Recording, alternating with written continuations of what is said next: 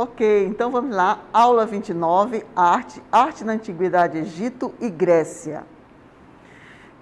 Olá, então, sejam todos bem-vindos. Hoje nós vamos dar início à nossa aula de arte do primeiro ano do ensino médio. E eu quero dar boas-vindas para vocês nesse maravilhoso projeto, que é o Aula em Casa. Você que tem dúvida, que quer conhecer um pouquinho mais, dê um Google aí, procure aí a nossa página, aulaemcasaam.gov.br. Não só para os alunos, mas você, professor, também. Você pode esclarecer suas dúvidas e conhecer um pouquinho mais do nosso projeto e ver como ele é abrangente, ok? Então, vamos dar início agora à nossa aula, que vai falar um pouquinho mais da história da arte. Vamos lá? Eu trago para vocês aqui, vocês podem perceber, quando você olha essa primeira imagem, o que vem na tua mente? Qual é a cultura? Qual é o momento da arte que traz isso para vocês? Olha aqui como é. A arte, a tecnologia nos leva nessa viagem imensa na história da arte. E nós vamos falar de quê? Nós vamos falar do Egito, ok? Então vamos lá falar um pouquinho mais do Egito. Egito. A arte egípcia, por um lado, é marcado pela escrita avançada e pela religião. Ela foi capaz de determinar o modo de vida nas relações sociais e hierárquicas, direcionando todas as formas de representação artística daquele povo. Ok? Um pouquinho mais desse povo. Então, quais são essas características que trazem a cultura egípcia antiga? Eles eram politeístas, ok? Então, eles acreditavam que numa vida pós-morte. Então, essa vida pós-morte, toda a arte era o seu legado, voltado para essa vida pós-morte. Continuando. Então, as pessoas de classe social mais importantes eram sepultadas nas mastabas, que deram origem às grandes pirâmides. O faraó era o Deus supremo. Então, o que era um Deus supremo? Ele tinha o poder tanto da economia, da religião, ele tinha o poder de dar a vida e tirar. Ele era o tesoureiro, ele determinava qual era o Deus que ia ser cultuado naquele momento. Então, o faraó era o Deus supremo. Continuando um pouquinho mais sobre a história do Egito. Vamos lá? Então, as primeiras regras a serem seguidas nessa cultura antiga: ausência de 3 dimensões, ausência de sombra, utilização de cores convencionais, ausência de indicação do relevo, ângulos restritos de visão, de frente, de perfil ou de cima. Lei da frontalidade. O que eu quero falar com isso sobre lei da frontalidade? A lei da frontalidade nada mais é do que todas as imagens, se vocês perceberem no Egito, no Egito Antigo, o que acontece? As imagens, geralmente, elas estão de lado, um pé na frente do outro, só que o dorso está para frente, mas o rosto está de perfil e o olhar está frontal. Então, isso é chamado de lei da frontalidade. É esse olhar que o rosto está de perfil, mas o olhar está para o espectador. Ok? Vamos lá? Continuando. A escultura. Nós vamos falar agora da escultura. Na escultura, apesar das convenções, as estátuas eram representadas de acordo com os traços particulares da pessoa, principalmente a posição que ocupava na sociedade, o seu trabalho e traços raciais. O que isso quer dizer? A escultura naquele período ela era muito rígida, ela não tinha movimento. Geralmente ela era representada com os braços cerrados ao corpo, o punho fechado e os traços muito fortes. Então não tinha movimento, não tinha leveza que nós vamos encontrar numa cultura que nós vamos falar daqui a pouco, que é a Grécia. Então a escultura do Egito Antigo era geralmente os punhos cerrados, sem movimento, muito rígido, ok? Mas aí nós vamos conhecer um pouquinho mais dessa arquitetura. Vamos lá? Então, arquiteturas, características da arquitetura: solidez e durabilidade, sentimento de eternidade, aspectos misteriosos, impenetráveis, imobilidade solene. Aí nós temos algumas colunas, e essas colunas representam são representadas pelos capitéis. Prestem atenção no que eu quero mostrar para vocês. Ora, o que é a coluna? Então, a coluna, justamente, é isso aqui. Mas elas são separadas, elas têm uma diferença, por quê? Pelo capitel. O capitel é essa parte superior da coluna. E essa coluna aqui do Egito, ela fala do palmiforme, tá ok? Então, da palma, uma vegetação muito comum. Aqui nós temos o papiriforme, outro capitel separado, que vem do papiro, outra vegetação. Aqui nós temos também, né, o papiriforme, que é o papiro fechado. Olha a diferença desse capitel. Presta atenção nesses capitéis. E nós temos o outro que é o latiforme, que é justamente a flor de lótus, ok? Então, esses são os diferentes capitéis que nós vamos encontrar nessa cultura, nessa sociedade antiga do Egito, ok? Vamos lá destacando o que marca a imponência do poder do faraó. Vamos ver? Então, nós temos o quê? As pirâmides. Quando nós falamos em pirâmides, vem logo na nossa mente o quê? Justamente as pirâmides. Não só as pirâmides, nós temos aí a pirâmide de José, na região de Saqqara, construída pelo arquiteto Imhotep. E aí nós vamos falar um pouquinho mais dessa imponência da arquitetura do Egito, que é o quê? A esfinge. Quem nunca ouviu falar da esfinge? Tão famosa que nós temos aqui também, já representada. Ok? Vamos ver um pouquinho mais dela. Então, nós temos aí a esfinge do Egito Antigo, uma representação do faraó. Essa esfinge é de Quefren, um faraó muito conhecido, tá bom? Então, ela é o quê? Ela tem o rosto do faraó, mas ela tem um corpo de leão. Justamente eles faziam muito isso, a questão da mistura homórficas, né? Das imagens. E aí, passando pelo Egito, falando desse mundo politeísta, acreditar na vida pós-morte, falando um pouquinho da arquitetura, da escultura, da forma rígida que eram representadas, nós vamos entrar em quê? Em uma outra cultura, que é chamada de Grécia. Quem nunca ouviu falar da Grécia? Certo? Então, vamos conhecer um pouquinho mais da Grécia. Vamos lá? Então, a Grécia. A arte grega foi considerada livre. Olha só a comparação do Egito, que era determinado pelo faraó. Não existia a palavra artista, porque quem determinava era o faraó, e a Grécia já vem trazendo esse contraponto. A arte grega foi considerada livre, valorizava o homem como sendo o ser mais importante do universo. A inteligência humana era superior à fé, encontrada na civilização egípcia. Olha aí, outro contraponto, certo? O dia a dia, a natureza e as manifestações dos gregos eram retratadas na arte. O que mais nós podemos ver da Grécia? Vamos ver? Então, eles procuravam o equilíbrio, o ritmo, a harmonia, pois estavam em busca da perfeição. Suas características são buscar a beleza das coisas, a superioridade do homem, a razão e a democracia. Olha essa palavra tão bonita aí, democracia. Então, nós estamos vendo falar democracia lá na Grécia Antiga, uma coisa tão comum, tão atual nos dias de hoje.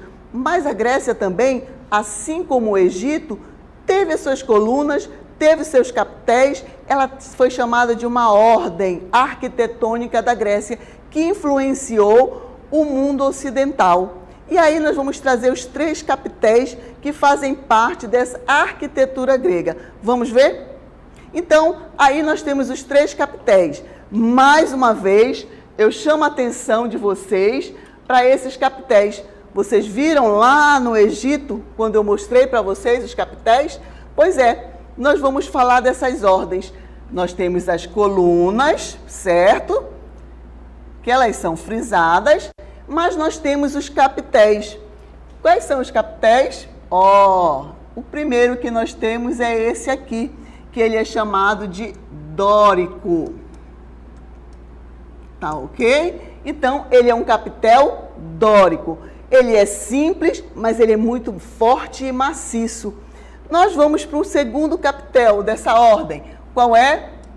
É o capitel jônico, tá? Então, capitel jônico. Ok?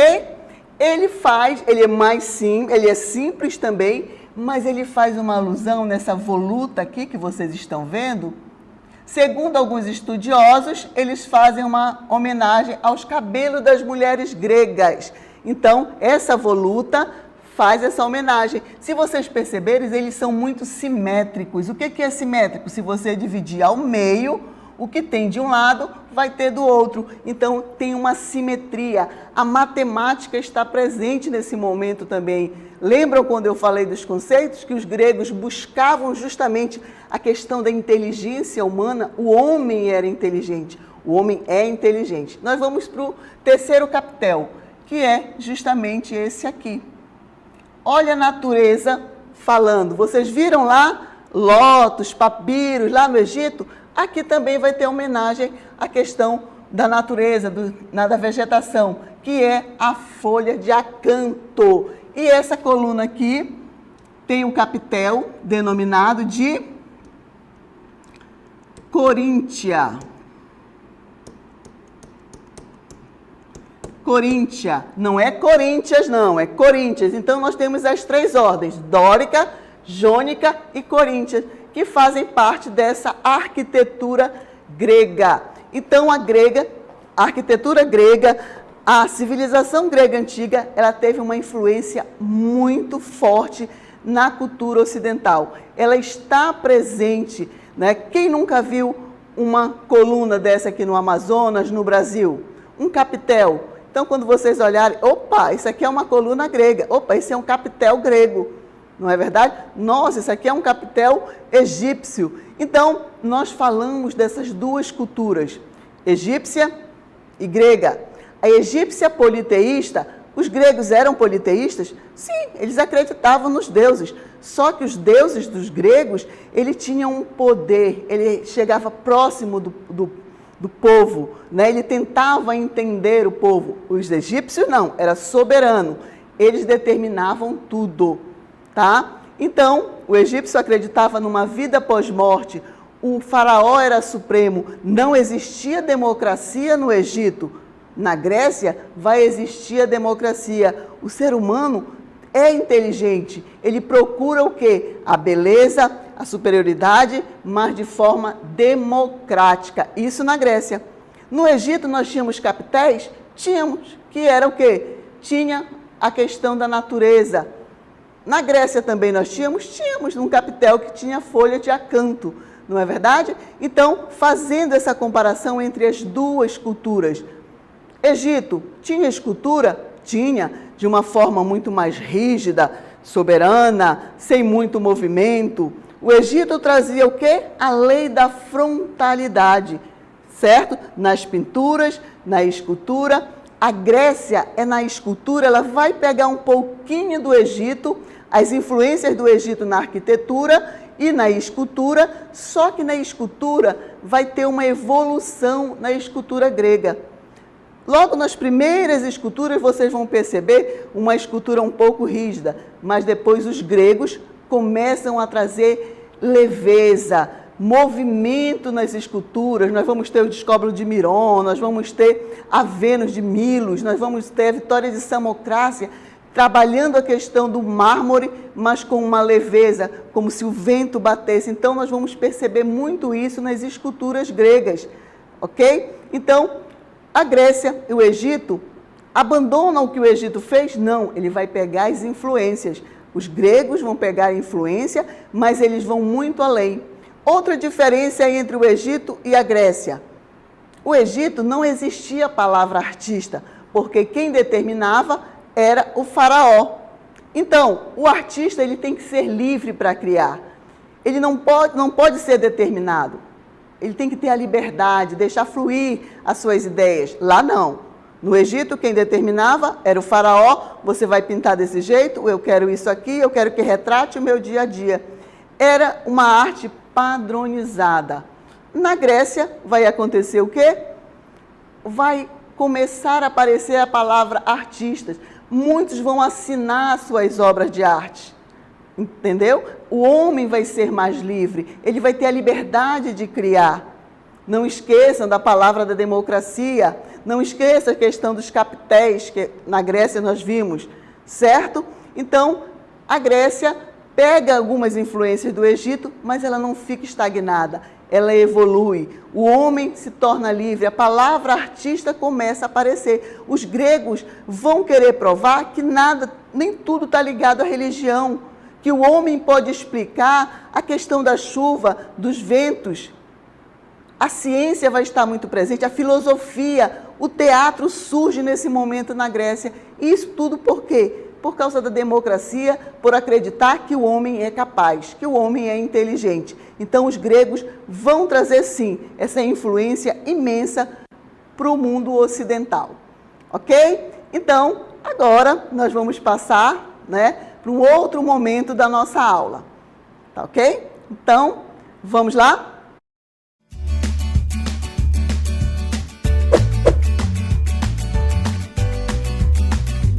Vamos para a nossa dinâmica local interativa. Nós temos aí algumas questões que vocês vão responder. Por favor, não me abandone, coloque aí as respostas, ok? Então, na primeira nós temos, ao observarmos a imagem da escultura da Grécia Antiga, escreva como elas se diferenciam nas esculturas egípcias. Nós temos uma grega e vocês vão falar um pouquinho da escultura egípcia. Segunda, escreva os nomes dos capitéis que fizeram parte da arquitetura egípcia. E a terceira, desenhe duas colunas com seus respectivos capitéis, um egípcio e o outro grego, sem esquecer de classificá-los. Nós temos que dar nome, sem nome não adianta, ok? Volto já já com vocês.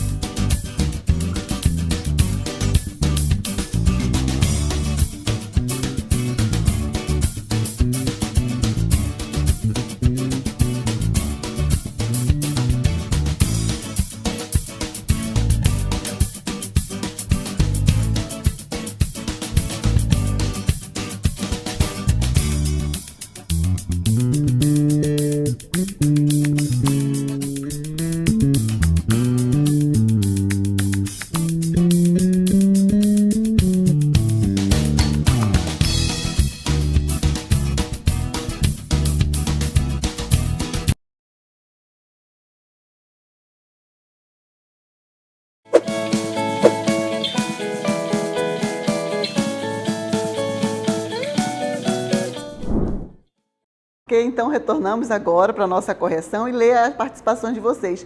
Eu estava olhando aqui, gente, como é interessante. Aqui nós estamos no estúdio, mas é como se nós estivéssemos na sala de aula. Nós conseguimos, o professor consegue perceber aquele aluno que realmente veio para a aula para aprender, para participar de forma inteligente, de forma a colaborar com a aprendizagem, com o ensino, querendo realmente aprender. E nós vemos também aqueles alunos que aparentemente não querem nada, mas vamos dar uma chance para o saber, de aprender um pouquinho mais. A sala de aula não é um momento de brincadeira, é um momento de interagir, sim, mas com responsabilidade, com respeito, não é verdade? Respeitando todos, não só a professora Lúcia que está aqui, mas os colegas que estão aí, os professores que estão conectados, acompanhando vocês. Nesse momento, o professor percebe aquele aluno que realmente o pai está próximo, o pai acompanha, aquele que está pensando lá no futuro. Pelo chat nós conseguimos perceber isso. É o que fala aqui o Patrick. O Patrick diz o seguinte: as esculturas gregas tinham movimentos. Muito bem, Patrick, gostei da sua resposta. Ele fez essa comparação entre a escultura egípcia e a escultura grega. Muito bem. E aí nós temos aqui vários falando... bom dia, aqui tem a Natália, né? O Natan, desculpe, ela é mais detalhada. O Natan diz que a escultura é mais detalhada. Muito bem. E aí nós temos mais alguém aqui falando, vamos ver, só um pouquinho.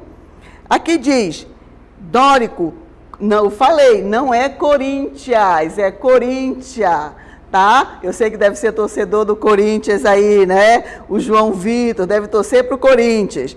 E outro que ele não lembrava o nome, mas com certeza vai fazer a leitura no nosso caderno, não é verdade? Vai lembrar do nome, eu falo já já para você. E aí tem mais um pouquinho aqui, vamos lá, quem mais colaborou com a nossa aula? O Paulo Ricardo, ele diz o seguinte: elas são mais perfeitas e representam mais o corpo humano. Muito bem, Paulo. Então, Paulo Ricardo também fez a sua colaboração. E aí nós temos aqui, quem mais? Vamos ver. Aqui tem alguém que colocou o seu número, né, do seu telefone. Não faça isso, sabe? Aqui nós temos também um número. Pelo número, pela sua senha, pelo seu login, nós conseguimos saber quem é o aluno, qual é a escola que ele pertence, a turma. Então, isso aqui é sua identidade. Então, nada de passar número no privado, tá ok? Então, continuando, vamos ver mais. O Severino, ele falou, eu acho que elas são mais bem feitas, representam mais o corpo humano. Parabéns, Severino. Olha, gostei da sua resposta. Então, continuando, nós temos aqui mais um pouquinho. Aí tem aqui, a arte grega é livre. O Ageu falou que a arte grega é livre. Muito bem. Continuando. Vamos lá, mais um pouquinho. O Arthur Vitor, ele diz o seguinte, tá? Questão 1. Valoriza a beleza do homem, buscando mostrar sua superioridade. Bravo! Vocês estão percebendo que nós estamos pegando as respostas e elas estão nutrindo o nosso saber? Né? Vamos fazer essa conexão com todas, aí você vai ter uma resposta maravilhosa. Continuando. A questão 2, o Kerlon diz o seguinte, palmiforme, papiriforme e lotiforme. Muito bem, a segunda questão. Então, diz o seguinte, a Esther também fala papiriforme, papiriforme e lopiriforme. Então, vamos já ver a resposta, tá bom, Esther? Gostei da sua participação também, Esther. Então, continuando. O Luiz Guilherme, ele diz que o comentário dele não está aparecendo. Está aparecendo sim, Luiz Guilherme. Eu quero só ver a tua resposta. Eu estou lendo a sua dúvida, tá? Então, a Mary diz o seguinte, flores de papiro. Muito bem. As estátuas gregas tinham mais movimentos. Muito bem. Continuando, o José Vinícius, ele fala da questão 2, e ele diz palmiforme, papiriforme e lotiforme. Olha, parabéns, meus queridos. Continuando. A Fernanda, vocês estão vendo os meus comentários? A professora Lúcia está vendo seu comentário, não só eu, mas a professora Gabriela, a professora Arlene, que está acompanhando vocês aí. Qualquer dúvida, ok? Então, continuando. A Camila, né, diz o seguinte, palmiforme, papiriforme e lopiriforme. Gente, vamos continuar. Mais um pouquinho. A Kessia, né? Ela diz o seguinte, eles fazem mais realista que a outra. Então, ela está falando que das esculturas. Vamos continuando. Não deu, são tantas respostas, não é verdade? Então, vamos lá para a nossa questão da primeira. Observamos a imagem da escultura da Grécia Antiga e eu peço para que vocês escrevam como elas se diferenciam das esculturas egípcias. E vocês acertaram.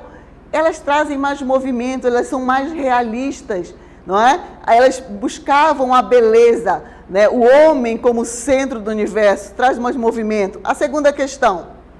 Escreva o nome dos capitéis que fizeram parte da arquitetura egípcia. Justamente, foi o quê? O palpiriforme, não foi isso? E o lotiforme, que tem aqueles capitéis que fazem a alusão à vegetação.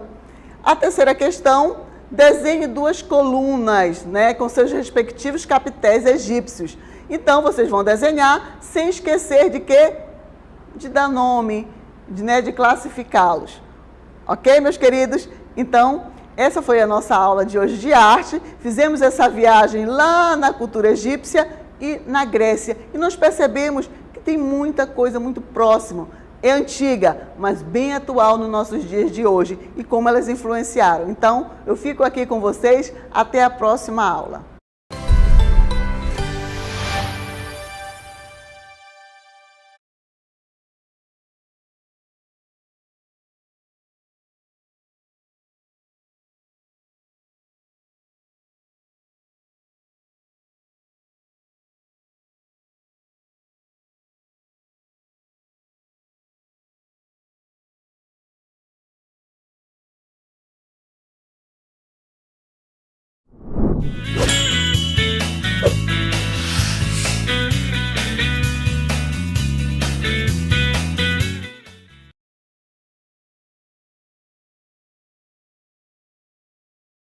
Olá, pessoal do primeiro ano, vamos dar continuidade à nossa aula de hoje com língua portuguesa. E nós iremos, nesta aula, falar sobre tipos textuais. Especialmente, nós vamos tratar da descrição. Então, olhem aí o nosso conteúdo.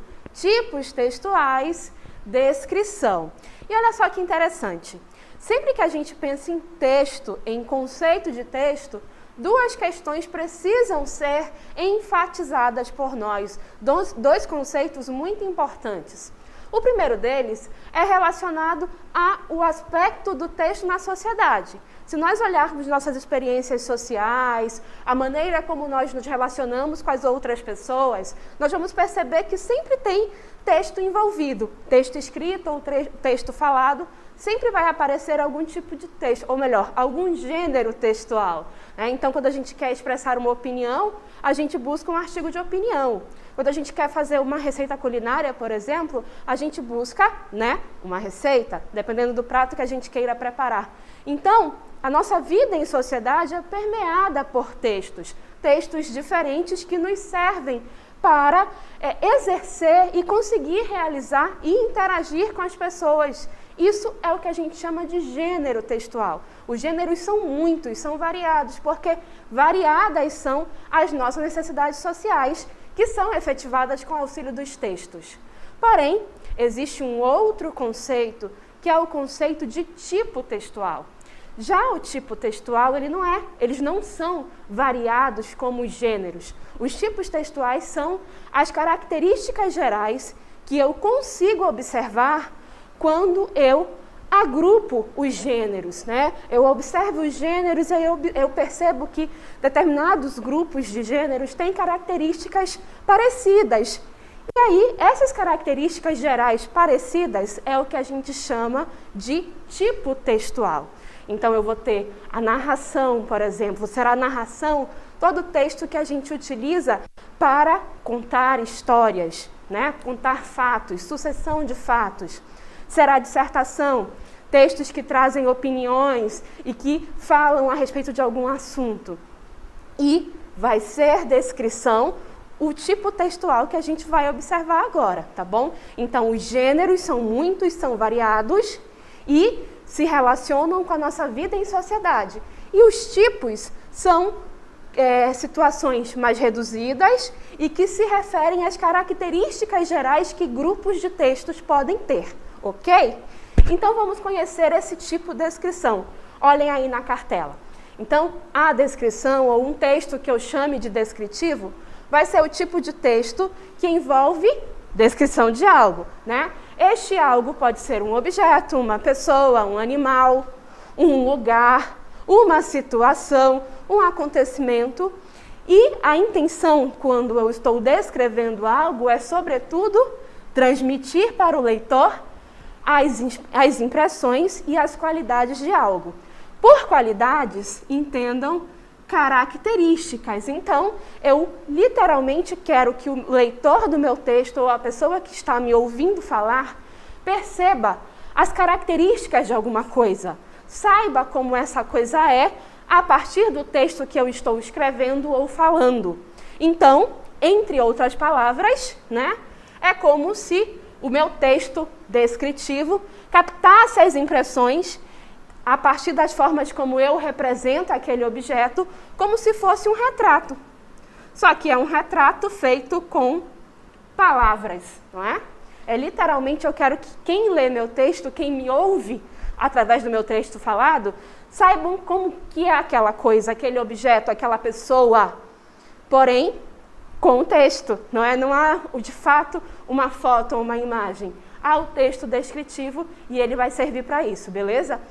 Seguindo adiante, então, para que a gente consiga descrever dessa maneira eficiente, obviamente, a gente acaba fazendo uma seleção de elementos textuais, de caracterizações que normalmente vão aparecer dentro do texto. Então, a gente pode sempre enfatizar a cor das coisas, a textura, a altura, o comprimento, o peso, se for necessário, se for um objeto pesado e a gente quer que isso seja enfatizado, a função daquilo, se é uma paisagem, o clima, o tempo, a vegetação, se é, de repente, uma paisagem bastante grande, a localização dos elementos dentro dela, e assim por diante. São situações que nos auxiliam a criar este quadro mental, beleza? Esta imagem, esta foto mental. E aí, para isso, outras características também aparecem no nosso texto descritivo. Olhem aí. Então, gente, o texto descritivo, como eu falei, é este retrato verbal. É como se estivéssemos tentando pintar um quadro, fazer uma foto só que por meio de texto, ok? E aí, por ter essa característica, já que eu preciso caracterizar algo, normalmente um texto descritivo ele tem uma ausência de ação. O que isso quer dizer? É uma ausência daquela preocupação em mostrar as coisas se movimentando, porque isso é mais da narração, né? E aí também tem aí uma ausência daquela preocupação da anterioridade e daquilo que vem depois também, porque isso é outra característica forte da narração. O que interessa é justamente o característico, né? Aquela caracterização. E por causa disso, normalmente o meu texto descritivo vai ter mais substantivos, vai priorizar substantivos, tá bom? E adjetivos. Os substantivos porque são as palavras que designam as coisas. E os adjetivos porque são as palavras que caracterizam as coisas, ok? E também as locuções adjetivas, né? Que vão nessa mesma função de caracterização. Há também, para que a minha descrição seja muito eficiente, a utilização de comparações, né? Eu comparo aquele elemento com algo que eu imagino que o meu leitor possa conhecer. Eu enumero situações presentes naquele quadro mental, na caracterização daquela paisagem, por exemplo, e assim por diante. Ainda como característica do texto que é predominantemente descritivo, eu tenho uma predileção pelos verbos de ligação. Os verbos de ligação, em oposição aos verbos de ação, eles aparecem justamente para que a gente consiga conectar uma característica a um elemento, não é?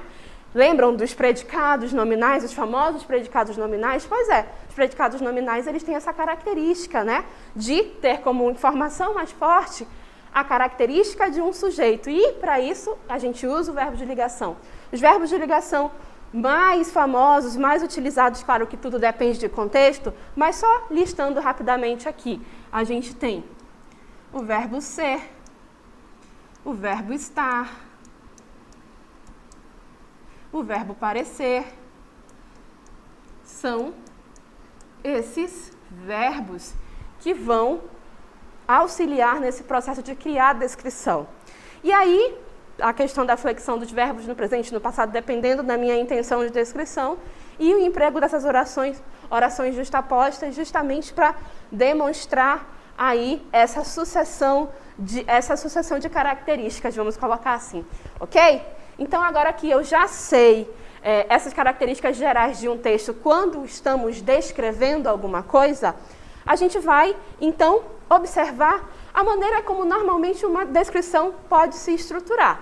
Olhem só, vamos acompanhar. Então, a nossa descrição, ela vai numa introdução, e essa introdução, em geral, ela tem o quê?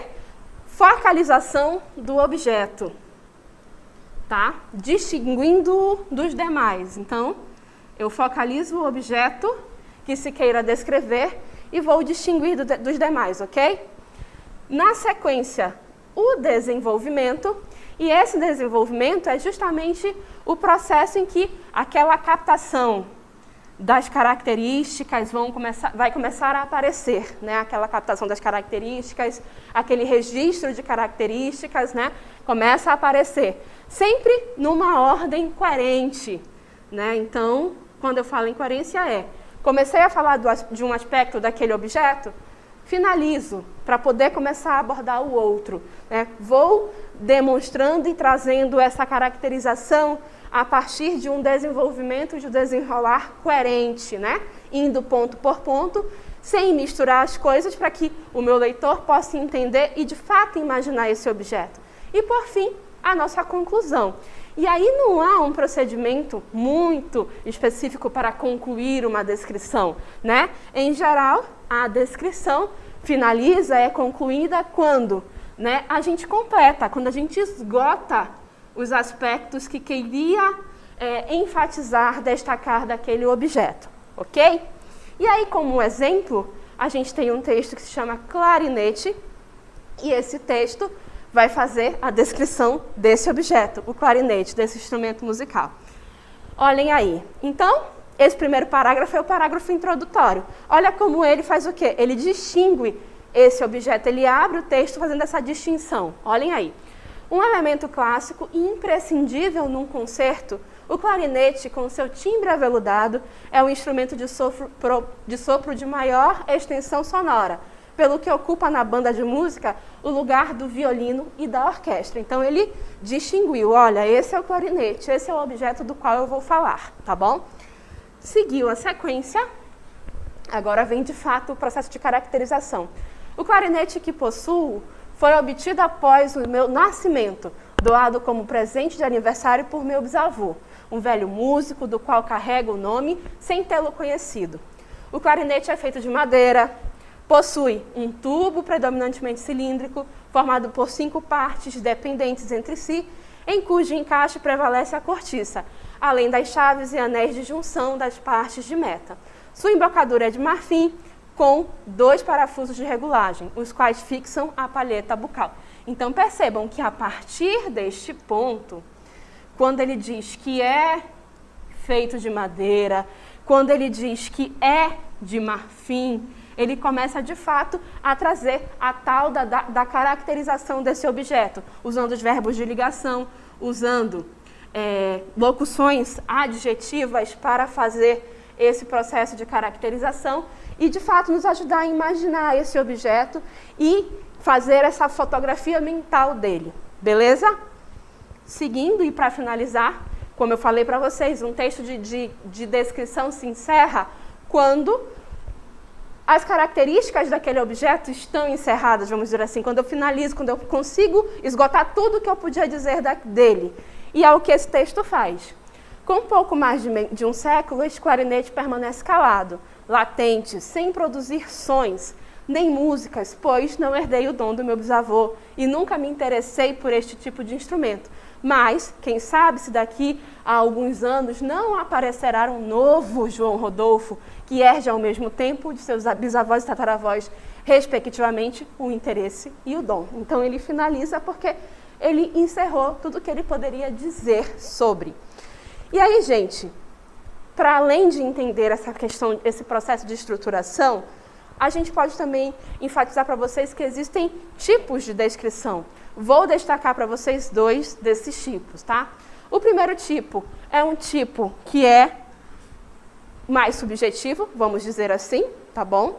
E essa descrição mais subjetiva é assim chamada porque ela parte das impressões pessoais de quem está escrevendo o texto, tá bom?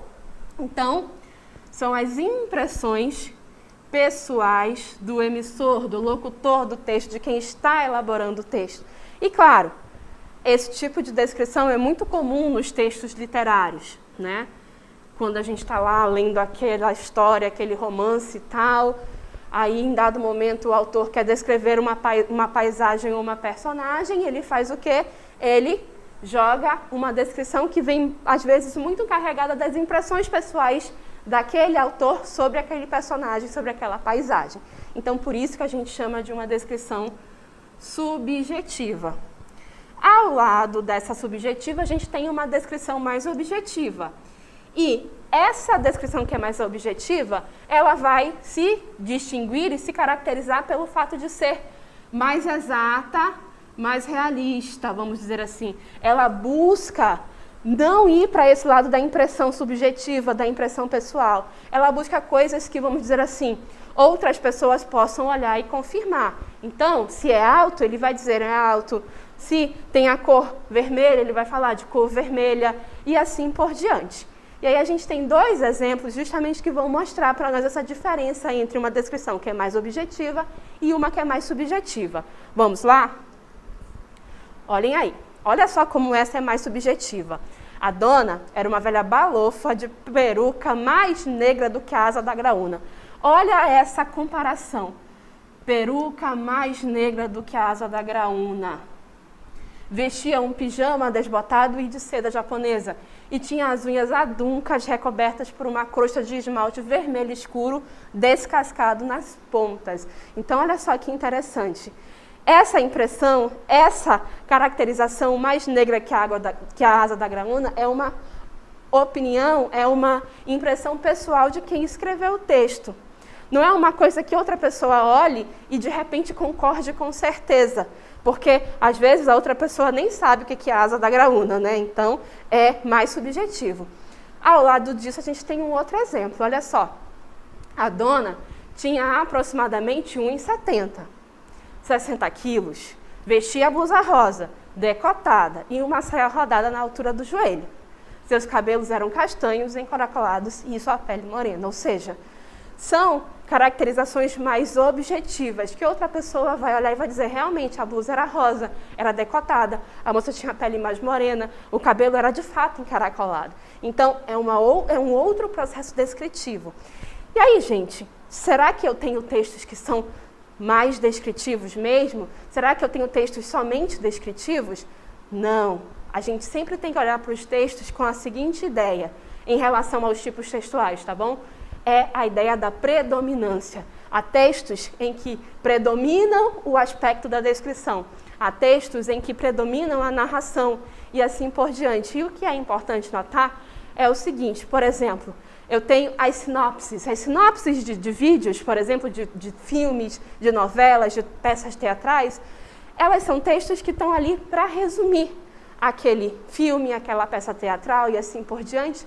Porém, o que vai acontecer? Em dado ponto daquele texto, aparece uma descrição, aparece um ponto em que ele vai descrever a personagem. Então, naquele ponto, é descritivo. Naquele ponto em que ele vai descrever o ambiente em que a história acontece, ele quer que a gente saiba onde é o ambiente em que a história acontece, ali é descrição.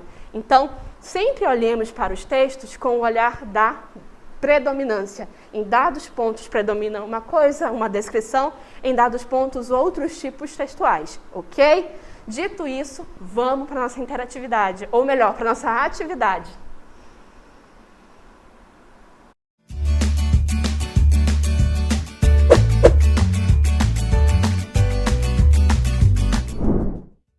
Então, temos texto, tá bom? Vocês vão ler com atenção na primeira questão e marcar a alternativa correta. A segunda questão já é uma questão de relacionar característica com o tipo textual que está destacado aí para vocês. Então, boa atividade, daqui a pouco a gente vai interagir, tá bom? E escrevam lá no chat as respostas, beleza? Estou esperando vocês.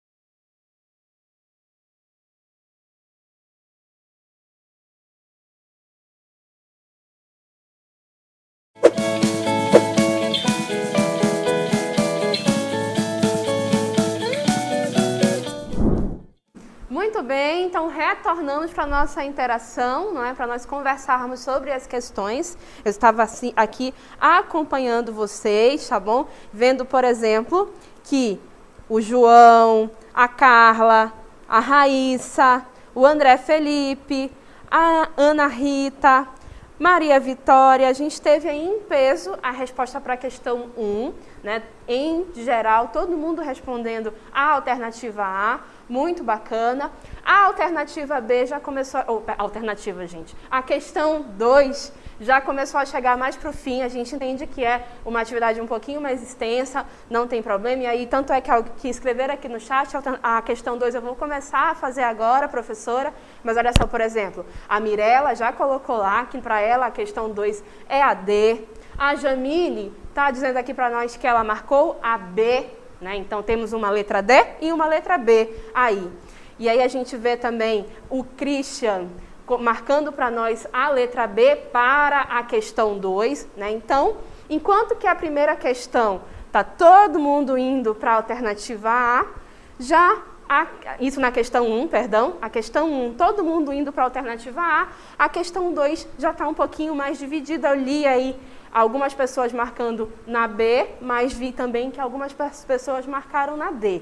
Então, vamos conversar sobre isso? Muito obrigada pela participação de vocês aqui no chat, tá bom? Vamos continuar enviando resposta, compartilhando, porque além de mim que estou aqui conversando com vocês, tem outros professores lá no chat. É só observar que sempre que começa uma aula, alguém vai e se apresenta para vocês. Então, vocês podem também conversar com esse professor sobre o conteúdo, para tirar dúvidas e assim por diante, ok? Então, essas duas questões a gente começava com um texto na primeira questão, né? Então, Universidade Monstros, olhem aí. Mike Wazowski, vamos dizer assim, e James Sullivan são uma dupla inseparável em Monstros S.A. Então, olha só, eles são, verbo de ligação, e são o quê? Dupla, dupla inseparável. A dupla é o nosso substantivo caracterizador, e substantivo designador, perdão, com o adjetivo caracterizador que a ele se refere, inseparável. Olha só, então já está descrevendo essa dupla aí. Mas nem sempre foi assim. Quando se conheceram na universidade, os dois jovens monstros se detestavam. Então, a gente sabe que eles são jovens, né?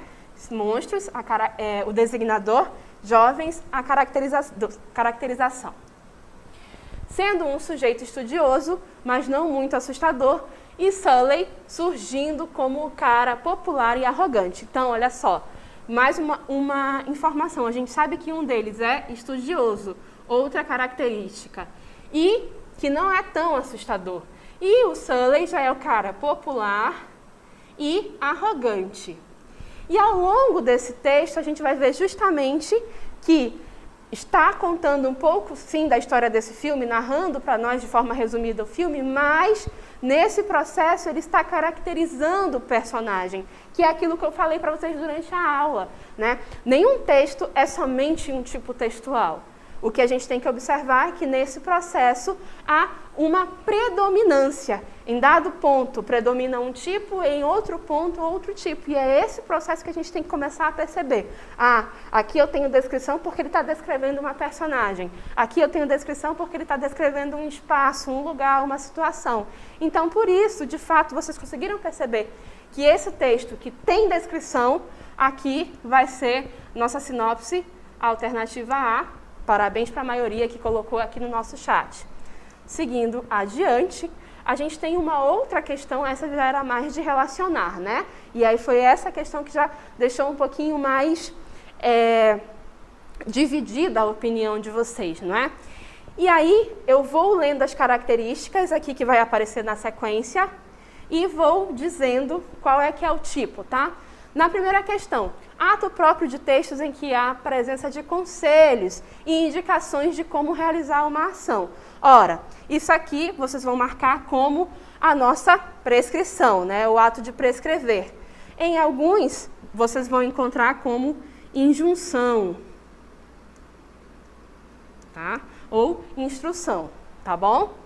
Seguindo, o 2, ato próprio de textos em que há apresentação de ideias sobre determinado assunto, assim como explicação, avaliação e reflexão. Este aqui, esse segundo, vocês vão marcar, sabe como? Vocês vão marcar como expor, tá bom? Então, a nossa sequência está ficando assim. 5, 3, beleza? Seguindo adiante, ato próprio de textos em que se conta um fato, fictício ou não. Aqui nesse, vocês vão marcar a narração, é o ato de narrar, que lá apareceu para nós como 1, tá bom? Então, vamos lá para a sequência, marca 1. Seguindo, ato próprio de textos em que retrata de forma objetiva ou subjetiva um lugar, uma pessoa. Então, aqui aparece a descrição que lá na lista era o 4, tá bom? E aí sobrou o argumentar, que é o 2, e só para deixar claro, ato próprio de textos em que há posicionamento e exposição de ideias. Essa questão de posicionar e defender é realmente característico da dissertação. Marquem o 2 e aí a resposta correta é a letra B. Parabéns para quem acertou, certo, gente? A gente se vê em uma outra oportunidade. Até a próxima. Tchau, tchau!